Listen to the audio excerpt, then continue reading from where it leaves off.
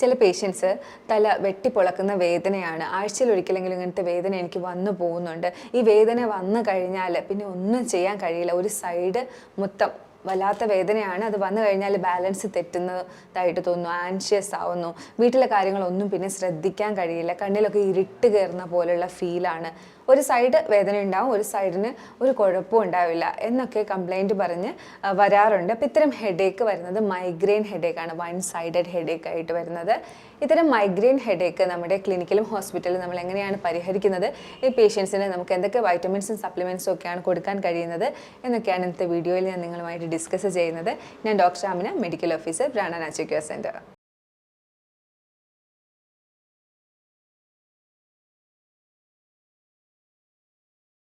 Migraine headache മാത്രമല്ല ഉണ്ടാവുന്നത്, പലതരത്തിലുള്ള തലവേദനകളുണ്ട്. സാധാരണയായി കണ്ടുവരുന്നത് സൈനസ് ഹെഡേക്ക് വരുന്നുണ്ട്, അതുപോലെ തന്നെ ടെൻഷൻ ഹെഡേക്ക് വരുന്നുണ്ട്, ക്ലസ്റ്റർ ഹെഡേക്ക് വരുന്നുണ്ട്, അതുപോലെ മൈഗ്രെയിൻ ഹെഡേക്കും വരുന്നുണ്ട്. സൈനസ് ഹെഡേക്ക് എന്ന് പറഞ്ഞാൽ ഒരുവിധമുള്ള ആൾക്കാർക്കൊക്കെ അറിയാം, സൈനസ് ക്യാവിറ്റി, ഫേസിൽ ക്യാവിറ്റീസ് ഉണ്ട്. അപ്പോൾ ഈ ക്യാവിറ്റിയിൽ കഫം നിറഞ്ഞിട്ട് ഉണ്ടാവുന്ന ഒരു തലവേദനയാണ് സൈനസൈറ്റിസ് എന്ന് പറയുന്നത്. കൂടുതലായിട്ടും ചൂട് കാലത്തൊക്കെ വരുന്ന, കവിളെല്ലിൽ വരുന്ന, അതുപോലെ തന്നെ പുരികത്തിൻ്റെ ഭാഗത്തൊക്കെ കണ്ടുവരുന്ന തലവേദനയാണ് സൈനസ് ഹെഡേക്ക്. അതുപോലെ തന്നെ ടെൻഷൻ വരുമ്പോഴത്തേക്കും വരുന്ന ഹെഡേക്ക്, നെറ്റിയിൽ, നമ്മുടെ നെറ്റിയുടെ ഭാഗത്ത്, രണ്ട് ഭാഗത്തും ഉണ്ടാവും ഇത്തരം ഹെഡേക്ക്. തലയിലും നെറ്റിയിലുമായിട്ട് ടെമ്പറൽ റീജിയനിലായിട്ടാണ് കൂടുതലായിട്ടും ടെൻഷൻ ഹെഡേക്ക് കണ്ടുവരുന്നത്. എന്നാൽ ക്ലസ്റ്റർ ഹെഡേക്ക് വന്നിട്ട് പുരുഷന്മാരിലാണ് കൂടുതലായിട്ടും കാണുന്നത്. ഇത് ഓക്സിപിറ്റൽ റീജിയൻ, അതായത് പുറകു വശത്തായിട്ടാണ് ഇത്തരം ഹെഡേക്ക് കണ്ടുവരുന്നത്. ഇതൊന്നുമല്ല മൈഗ്രെയിൻ ഹെഡേക്ക്. എല്ലാവർക്കും മൈഗ്രെയിനെ കുറിച്ച് നല്ല അവയർനെസ് ഉണ്ട്, എന്നാൽ പോലും കുറച്ചെങ്കിലും ആളുകൾ മൈഗ്രെയിൻ വരുമ്പോൾ അത് ട്യൂമറാണോ എന്ന് പോലും സംശയിക്കുന്നുണ്ട്. ഈ ഒരു സാഹചര്യത്തിലാണ് ഞാൻ മൈഗ്രെയിനെ കുറിച്ച് പറയുന്നത്. മൈഗ്രെയിൻ എപ്പോഴും വൺ സൈഡായിട്ടാണ് വരുന്നത്, വൺ സൈഡഡ് ഹെഡേക്ക് ആയിരിക്കും.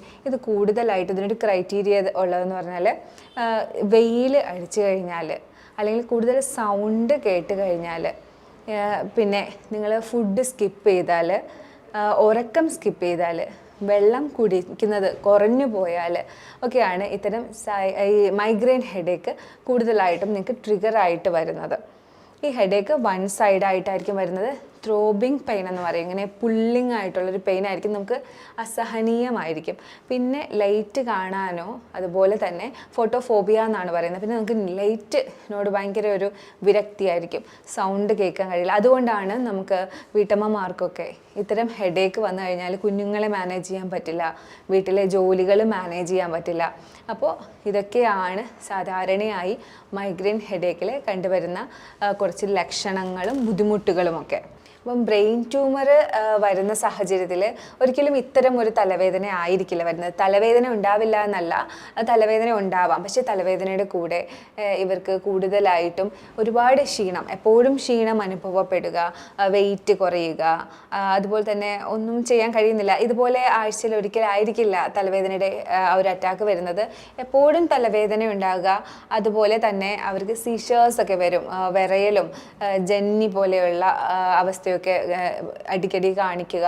അതുപോലെ തന്നെ കോഗ്നിഷൻ പ്രോബ്ലംസ് വരും, അവർക്ക് കാര്യങ്ങൾ കൃത്യമായി ചെയ്യാൻ കഴിയുന്നില്ല, മനസ്സിലാക്കാൻ പറ്റുന്നില്ല, മറവി, കൺഫ്യൂഷൻ, അങ്ങനെ ഉള്ള ബ്രെയിൻ റിലേറ്റഡ്, മെമ്മറി റിലേറ്റഡ് ആയിട്ടുള്ള പ്രശ്നങ്ങളും കൂടി ബ്രെയിൻ ട്യൂമർ ഉള്ളവർക്ക് കണ്ടുവരും. എന്നാൽ നമ്മുടെ മൈഗ്രെയിൻ ആണെങ്കിൽ ഒരു സൈഡിലുള്ള തലവേദന ആയിരിക്കും. കൂടുതലായിട്ടും വെയിലത്തൊക്കെ പോയി വരുമ്പോൾ, അല്ലെങ്കിൽ ഒത്തിരി നോയ്സ്, സൗണ്ടുള്ള ഒരു സ്ഥലത്ത് പോയിട്ട് വരുമ്പോൾ, അല്ലെങ്കിൽ നിങ്ങൾ ഒരു ബ്രേക്ക്ഫാസ്റ്റോ അല്ലെങ്കിൽ ലഞ്ചോ സ്കിപ്പ് ചെയ്ത് കഴിയുമ്പോൾ ഒക്കെ ആയിരിക്കും ഇത്തരം അറ്റാക്ക് വരുന്നത്.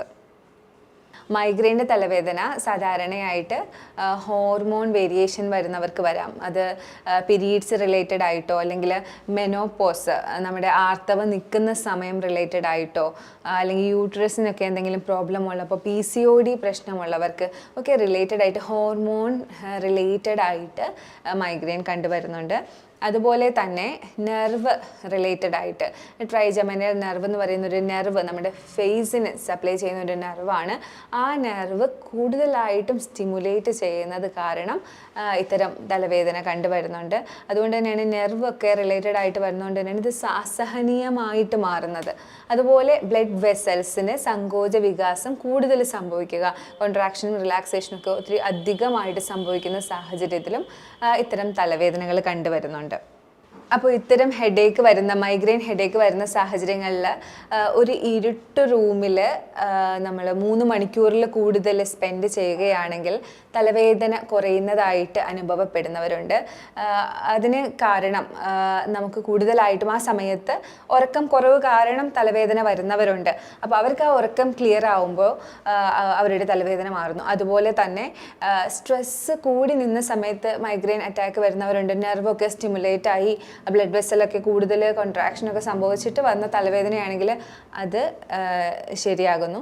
അതുപോലെ തന്നെ ഹോർമോൺ ഏറ്റവും കൂടുതലും റെഗുലേറ്റ് ആവുന്നത് രാത്രിയാണ്. അതുകൊണ്ട് തന്നെ ഡാർക്ക് റൂമിൽ ഉണ്ടാകുമ്പോൾ ഹോർമോൺ റെഗുലേറ്റ് ആവുന്നു, അങ്ങനെ തലവേദന കുറയുന്നു. പിന്നെ ഒരു റൂട്ടീൻ നമുക്കൊന്ന് റെഗുലർ ആക്കാൻ അങ്ങനെ ആ ഒരു രീതിയിലേക്ക് വരുന്നത് കൊണ്ടും ഇരുട്ട് റൂമിൽ നമ്മൾ ഉറങ്ങിക്കഴിയുമ്പോൾ മൈഗ്രെയിൻ തലവേദന കുറയുന്നതായിട്ട് കാണപ്പെടുന്നുണ്ട്. അപ്പോൾ ഇതൊക്കെയാണ് അതിൻ്റെ റീസൺ. അപ്പോൾ ഇതറിയാത്ത ആളുകളുണ്ടെങ്കിൽ ഇതൊന്ന് പരീക്ഷിച്ച് നോക്കുക. മൈഗ്രെയിൻ തലവേദന വരുന്ന സമയങ്ങളിൽ നിങ്ങൾക്ക് കഴിയുമെങ്കിൽ ഇരുട്ട് റൂം ക്രിയേറ്റ് ചെയ്ത് അവിടെ ഒരു 3 മണിക്കൂറിൽ കൂടുതൽ കംഫർട്ടബിൾ ആയിട്ടുള്ള ഒരു ടെമ്പറേച്ചറിൽ ഉറങ്ങുകയാണെങ്കിൽ നല്ലൊരു റിലീഫ് തന്നെ കിട്ടും. മൈഗ്രെയിൻ വരുന്ന ആളുകൾക്കറിയാം, അവർക്ക് ഡോളോ കഴിച്ചാലോ പാരസെറ്റാമോൾ കഴിച്ചാലോ ഒന്നും ആ വേദന പെട്ടെന്ന് തന്നെ പോകില്ല. എന്നാൽ നെർവ് സെഡേറ്റ് ചെയ്യുന്ന, നെർവിനെ കാമാക്കുന്ന ടൈപ്പ് മെഡിസിൻസ് ആണ് കൂടുതലായിട്ടും മൈഗ്രെയിന് ഉപയോഗിക്കുന്നത്. അപ്പോൾ അത്തരം മെഡിസിൻ എപ്പോഴും അവരുടെ നെർവസ് സിസ്റ്റം കംപ്ലീറ്റ് ആയിട്ട് തളർത്തിയിട്ടാണ് ആ ഒരു എഫക്റ്റ് കൊടുക്കുന്നത്. അതുകൊണ്ട് തന്നെ മൈഗ്രെയിന് കൂടുതലായിട്ട് ടാബ്ലറ്റ് ഡിപ്പെൻഡ് ചെയ്യുന്നവരുണ്ടെങ്കിൽ കൂടുതലായിട്ടും മൈഗ്രെയിൻ കംപ്ലീറ്റ് ആയിട്ട് ട്രീറ്റ് ചെയ്യാനുള്ള വഴികൾ തന്നെ നോക്കുക. കാര്യം എപ്പോഴും നെർവസ് സിസ്റ്റത്തിനെ അതിൻ്റെ പ്രവർത്തനത്തിനെ കുറച്ചുകൊണ്ട് ഉള്ള ടാബ്ലറ്റ് ആയിരിക്കും ഇത്തരം ആൾക്കാർക്ക് സപ്ലൈ ചെയ്യുന്നത്. അപ്പോൾ നിങ്ങൾ ആഴ്ചയിൽ ഒരിക്കൽ ഈ ടാബ്ലറ്റ് എടുത്തുകൊണ്ടിരിക്കുകയാണെങ്കിൽ നിങ്ങൾക്ക് യൂറിനറി ഇൻകോണ്ടിനൻസും, കാരണം എല്ലാ നെർവും ഒരു നെർവായിട്ട് നമ്മുടെ ശരീരത്തിന് ഇപ്പം ട്രൈജബൈനൽ നെർവിനാണ് പ്രശ്നം ഉണ്ടാകുന്നത്. അത് മാത്രമായിട്ട് ഒന്ന് കുറച്ച് വയ്ക്കാൻ, അതിൻ്റെ പ്രവർത്തനം മാത്രമായിട്ട് കുറച്ച് വയ്ക്കാൻ അറിയില്ല. അപ്പോൾ യൂറിനറി ബ്ലാഡറിലേക്കും ലങ്സിലേക്കും ഹാർട്ടിലേക്കും ഒക്കെ ഉള്ള നെർവിനെ ആ സമയത്ത് തളർത്തുന്നുണ്ട്. ആഴ്ചയ്ക്ക് ഒന്ന് ഈ മരുന്ന് കഴിച്ചുകൊണ്ടിരിക്കുകയാണെങ്കിൽ നിങ്ങളുടെ എല്ലാ നെർവുകൾക്കും അത് ഡാമേജ് ആയിട്ട് മാറും. എൻ്റെ അടുത്ത് വന്നിരുന്നൊരു പേഷ്യൻറ്റ്, മൈഗ്രെയിൻ അറ്റാക്ക് കാരണം വന്ന പേഷ്യൻറ്റിന് ഒരു ശീലം ഉണ്ടായിരുന്നു, ബ്രേക്ക്ഫാസ്റ്റ് എപ്പോഴും സ്കിപ്പ് ചെയ്യുമായിരുന്നു. അങ്ങനെ ഞാൻ എൻ്റെ കേസ് എടുക്കുന്ന സമയത്ത് ഞാൻ ചോദിച്ചു എന്തൊക്കെയാണ് ശീലങ്ങൾ, നമ്മൾ പ്രത്യേകമായിട്ട് ചോദിക്കും ഫുഡ് ഹാബിറ്റ്സ് എങ്ങനെയാണ്. അപ്പോൾ പറഞ്ഞു ഇതുപോലെ ഞാൻ ബ്രേക്ക്ഫാസ്റ്റ് സ്കിപ്പ് ചെയ്യാറുണ്ട്. അതൊന്ന് പരിഹരിക്കാൻ ഞാൻ സജസ്റ്റ് ചെയ്തിരുന്നു. 1 മാസത്തിനുള്ളിൽ ആ പേഷ്യൻ്റ് ഒരു സ്റ്റുഡൻ്റ് ആയിരുന്നു. അപ്പോൾ ആൾ പറഞ്ഞു, മാം എനിക്ക് നല്ല മാറ്റമുണ്ട്, ഇപ്പോൾ എനിക്ക് അങ്ങനെ അറ്റാക്ക് വരാറില്ല. അപ്പോൾ ഈ ഒരു ചെറിയ കാര്യങ്ങൾ, അപ്പോൾ ആൾ 5 വർഷമായിട്ട് മൈഗ്രെയിൻ അറ്റാക്ക് സഹിക്കുന്നുണ്ട്. പക്ഷേ ഈ ഒരു ചെറിയ കാര്യമായിരിക്കും അതിൻ്റെ റീസൺ നമ്മൾ ഒരിക്കലും കരുതില്ല. അപ്പോൾ ഇത്തരം ഫുഡ് ഹാബിറ്റ്സ് ഇറഗുലറായിട്ട് വെക്കുന്ന ശീലമുണ്ടെങ്കിൽ അത് പരിഹരിക്കുക. അതുപോലെ തന്നെ ഡീഹൈഡ്രേഷൻ വരാതെ നോക്കുക, കൃത്യമായി വെള്ളം കുടിക്കുക. ഇത്തരം ആളുകൾ ഉറക്കം അത് കറക്റ്റ് 7 അവർ 6 അവർ സ്ലീപ്പ് എടുക്കുന്നുണ്ടെന്ന് ഉറപ്പ് വരുത്തുക. ഇങ്ങനെ നമുക്ക് ഇത്തരം പ്രശ്നം ഉള്ള സാഹചര്യത്തിൽ, മൈഗ്രെയിൻ ഉള്ള സാഹചര്യത്തിൽ കൂടുതലായി വെയിലത്ത് പോകുന്ന സാഹചര്യങ്ങൾ ഒഴിവാക്കുക. ഇനി വെയിലത്ത് പോവുകയാണെങ്കിൽ കുടയൊക്കെ കഴുകാനായിട്ട് ശ്രദ്ധിക്കുക. സൗണ്ട് ഉള്ള സ്ഥലത്തേക്ക് പോകുമ്പോൾ പ്രത്യേകമായി ശ്രദ്ധിക്കുക, അവിടെ സൗണ്ട് ബോക്സിനടുത്ത് പോയി നിൽക്കാതിരിക്കാൻ. ഇത്തരം ട്രിഗറിങ് ഫാക്ടേഴ്സ് ഒഴിവാക്കാനായിട്ട് പ്രത്യേകം ശ്രദ്ധിക്കുക. മൈഗ്രെയിൻ അറ്റാക്ക് വന്നതിന് ശേഷം ഭക്ഷണം നല്ല രീതിയിൽ കഴിച്ചാൽ മൈഗ്രെയിൻ അറ്റാക്ക് മാറുന്നവരുണ്ട്. ഇത്തരം സാഹചര്യത്തിൽ ഭക്ഷണം ഒരു ഘടകമാണ്. ഭക്ഷണം കഴിക്കാതിരുന്നത് കാരണമായിരിക്കാം മൈഗ്രെയിൻ സ്റ്റാർട്ട് ചെയ്തത്. അപ്പോൾ നല്ല രീതിയിൽ വയറ് നിറച്ച് ഭക്ഷണം കഴിക്കുമ്പോൾ മൈഗ്രെയിൻ അറ്റാക്ക് റിലീഫ് കിട്ടുന്ന ആളുകളുണ്ട്. അതുപോലെ തന്നെ എനർജി കുറഞ്ഞു വരുമ്പോൾ, ഗ്ലൂക്കോസ് ഒക്കെ കുറഞ്ഞു വരുമ്പോഴായിരിക്കാം ഒരു പക്ഷേ മൈഗ്രെയിൻ ട്രിഗർ ആവുന്നത്. അതുപോലെ തന്നെ ഗ്യാസ് കയറുന്ന ആളുകളിൽ പെട്ടെന്ന് മൈഗ്രെയിൻ ഹെഡേക്ക് വരാറുണ്ട്. ഞാൻ എപ്പോഴും പറയുന്ന പോലെ ഗട്ട് ബ്രെയിൻ ആക്സസ്, നമ്മുടെ വയറ്റിൽ ഉണ്ടാകുന്ന പ്രശ്നം എപ്പോഴും ബ്രെയിനിനെ എഫക്റ്റ് ചെയ്യുന്നുണ്ട്. അപ്പോൾ നെർവസ് സിസ്റ്റം റിലേറ്റഡ് ആയിട്ടുള്ള ഈ തലവേദന വയറ് ഡിസ്റ്റർബ് ആവുന്ന സാഹചര്യത്തിൽ ഉറപ്പായിട്ടും മൈൻഡ് അപ്സെറ്റ് ആവുന്നു, സ്ട്രെസ്സ് കൂടുന്നു, ഹെഡേക്ക് ഉണ്ടാവുന്നു. അതുകൊണ്ട് വയറിൻ്റെ ഹെൽത്തും മൈഗ്രെയിൻ വരുന്നവർ പ്രത്യേകമായിട്ട് ശ്രദ്ധിക്കണം. മൈഗ്രെയിൻ ഹെഡേക്ക് ഉള്ളവർക്ക് സാധാരണയായി കണ്ടുവരുന്നതാണ് വോമിറ്റിങ്ങും നോസിയയും ഒക്കെ. എന്നാൽ വോമിറ്റിങ് കഴിയുമ്പോൾ നമുക്കൊരു നല്ല റിലീഫ് ഫീൽ ചെയ്യാറുണ്ട്. അത് മറ്റൊന്നും കൊണ്ടല്ല, നമ്മളെപ്പോഴും വോമിറ്റ് ചെയ്യുമ്പോൾ ആസിഡിൻ്റെ പ്രശ്നങ്ങൾ കൊണ്ടുണ്ടായ തലവേദനയാണെങ്കിൽ ആസിഡൊക്കെ ക്ലിയർ ആവുന്നു. അത് മാത്രമല്ല, വോമിറ്റ് ചെയ്യുന്ന സാഹചര്യത്തിൽ എൻഡോർഫിൻ റിലീസ് ചെയ്യും, ഹാപ്പി ഹോർമോൺ ആയിട്ടുള്ള എൻഡോർഫിൻ. അങ്ങനെ ഉള്ള സാഹചര്യത്തിൽ നമുക്ക് തലവേദന മാറിക്കിട്ടും. ഇത്തരം മൈഗ്രെയിൻ ഹെഡേക്ക് പൂർണ്ണമായി മാറ്റാൻ കഴിയുമോ എന്ന ചോദ്യത്തിന് ഉറപ്പായിട്ടും മൈഗ്രെയിൻ ഹെഡേക്ക് പൂർണ്ണമായി നമുക്ക് അവോയ്ഡ് ചെയ്യാം. ഒരു ലൈഫ് സ്റ്റൈൽ ചേഞ്ച് തന്നെ ഇതിന് കൊണ്ടുവരേണ്ടതുണ്ട്. കാരണം ഇതിന് ട്രിഗറിങ് ഫാക്ടർ എപ്പോഴും ലൈഫ് സ്റ്റൈൽ റിലേറ്റഡ് ആണ്. അപ്പോൾ ഇത്തരം ആളുകൾ അവരുടെ റൂട്ടീൻസ് ഒരിക്കലും മുടക്കാതിരിക്കുക, കൃത്യമായി ഭക്ഷണം കഴിക്കുക, കൃത്യമായി വെള്ളം കുടിക്കുക, കൃത്യമായിട്ടുള്ള ഉറക്കം, അതുപോലെ തന്നെ സ്ട്രെസ് ഫ്രീ ആയിട്ടുള്ള, അപ്പോൾ അതിനുവേണ്ടി മെഡിറ്റേഷൻ, യോഗ ഒക്കെ ചെയ്യുക, നല്ല ഭക്ഷണങ്ങൾ കഴിക്കുക. ഇത്തരം നല്ല ലൈഫ് സ്റ്റൈലാണ് ഒരു മൈഗ്രെയിൻ പേഷ്യൻറ്റിന് ആദ്യമായിട്ട് തന്നെ വേണ്ടത്.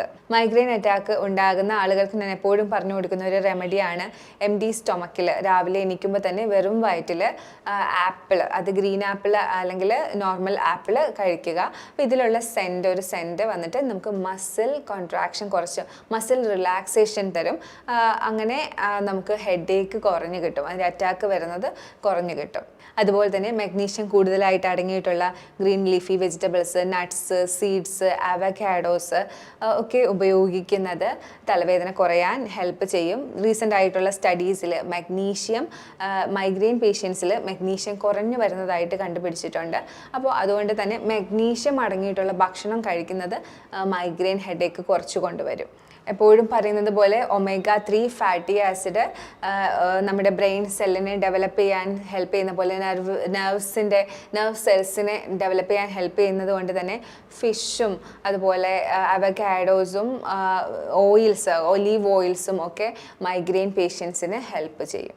Vitamin D, A, folic acid ഇവയൊക്കെ കുറവുണ്ടോ എന്ന് മൈഗ്രെയിൻ അറ്റാക്ക് എപ്പോഴും വരുന്ന ആളുകൾ പ്രത്യേകം ശ്രദ്ധിക്കണം. അതുപോലെ മഗ്നീഷ്യം കുറവുണ്ടോ, ഇതൊക്കെ പ്രത്യേകം ശ്രദ്ധിക്കണം. ഇതില്ലെങ്കിൽ ഇതടങ്ങിയ ഭക്ഷണം കഴിക്കുക. അതിന് സാഹചര്യമില്ലെങ്കിൽ, അത് അത്രയും ഏറെ കുറവാണെങ്കിൽ നിങ്ങളതിൻ്റെ സപ്ലിമെൻറ്റ് എടുക്കുന്നതും വളരെ നല്ലതായിരിക്കും. എപ്പോഴും ഇങ്ങനത്തെ കാര്യങ്ങൾ ചെയ്യുമ്പോൾ ഒരു വിദഗ്ധമായിട്ടുള്ള ഡോക്ടറിൻ്റെ സഹായത്തോടു കൂടി തന്നെ സപ്ലിമെൻ്റ് ആയാലും അതിൻ്റെ വൈറ്റമിൻസ് ആയാലും മിനറൽസ് ആയാലും എടുക്കാനായിട്ട് പ്രത്യേകം ശ്രദ്ധിക്കുക. എപ്പോഴും ഇത്തരം വൈറ്റമിൻസും മിനറൽസും ഒക്കെ എടുക്കുമ്പോൾ പ്രത്യേകം ഡോക്ടറിൻ്റെ സജഷൻ എടുത്തിട്ട് തന്നെ എടുക്കാനായിട്ട് ശ്രദ്ധിക്കുക. ചിലപ്പോൾ ഇതിൻ്റെയൊക്കെ കൂടുതൽ വന്നു കഴിഞ്ഞാലും നിങ്ങൾക്ക് ടോക്സിക്കേഷൻ ഉണ്ടാവാനുള്ള സാധ്യതകളുണ്ട്.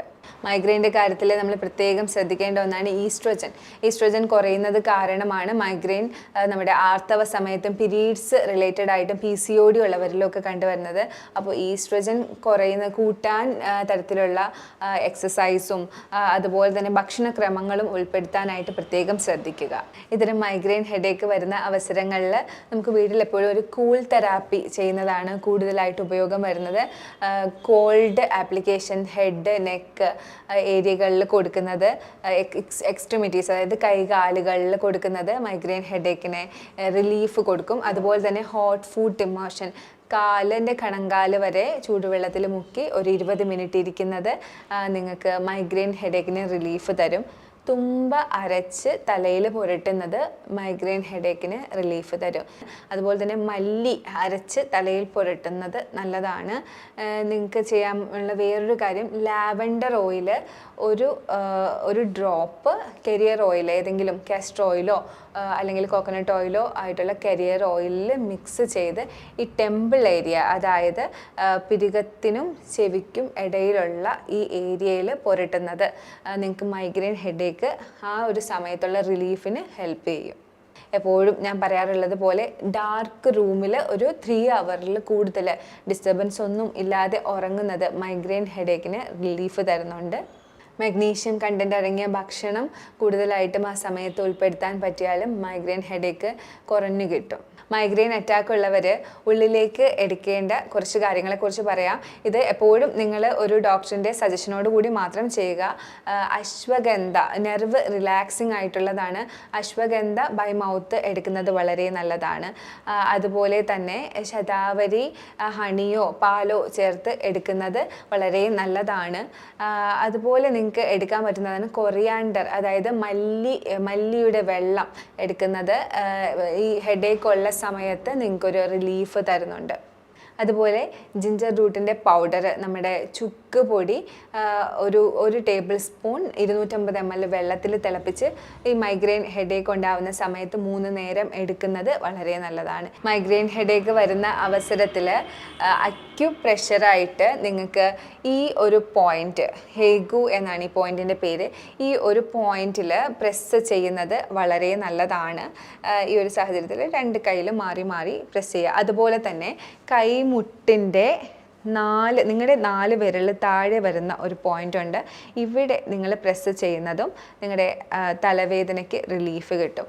അതുപോലെ കാലിലെ 2ാമത്തെയും 3ാമത്തെയും വിരലിനിടയിൽ വരുന്ന വെബ് ഏരിയ, കാലിലാണ് കേട്ടോ, ആ വെബ് ഏരിയയിൽ പ്രസ് ചെയ്യുന്നതും മൈഗ്രെയിൻ തലവേദന റിലീഫ് കിട്ടാനായിട്ട് നിങ്ങളെ സഹായിക്കും. ഇത്തരം തലവേദനകൾ കണ്ടിന്യൂസ് ആയി വരുന്നവർക്ക് അടുത്തുള്ള ക്ലിനിക്കിൽ പോയിട്ടോ നിങ്ങൾക്ക് അക്യുപങ്ക്ചർ തെറാപ്പി എടുക്കുന്നത് ഒരുപാട് സഹായകമായിരിക്കും. ഒരു സിറ്റോ അല്ലെങ്കിൽ 2 സിറ്റോ ഒക്കെ എടുത്തു കഴിയുമ്പോൾ തലവേദന പൂർണ്ണമായിട്ടും മാറും.